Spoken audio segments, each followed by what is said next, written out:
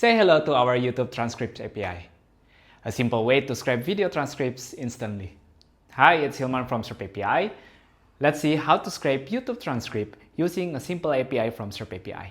Make sure you've registered at serpapi.com to get your SerpApi key. Next, we want to export our SerpApi API key. Make sure to replace your actual API key that you get from our dashboard. Next, create a new main.py file on the same folder we exported the API key.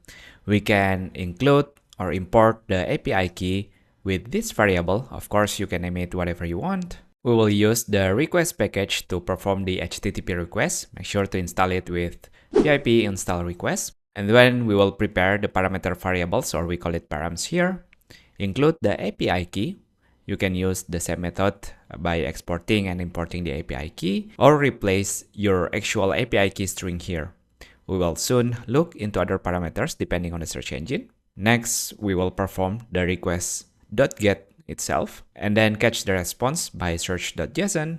And finally, to beautify the results on our terminal, let's import JSON so we can indent the response like this. We will use the YouTube video transcript API from SerpApi. Therefore, we will put the YouTube video transcript as the engine value. And then we need the video ID. We can get the video ID directly from YouTube. For example, let's say I take this video, get the video ID like this. And it's important to put the type in case we only have the automatic speech recognition transcript.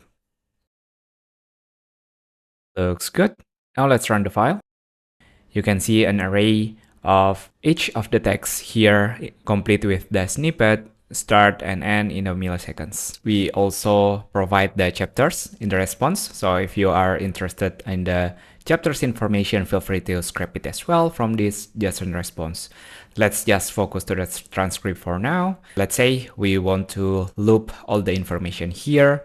Here is the example in the Python. I'll comment out the print for all the information, and we just focus on these two fields. First, the snippet and also the start time text on the transcript response. Let's rerun this. Now we should see the tidy version of the response with only snippets and also the start time text as the output here. You also have the option to define the language for the transcription whenever it's available. So let's say, for example, I'm taking this video, put it as the video ID here, and then let's add a new parameter called language code, and we put DE here for Germany.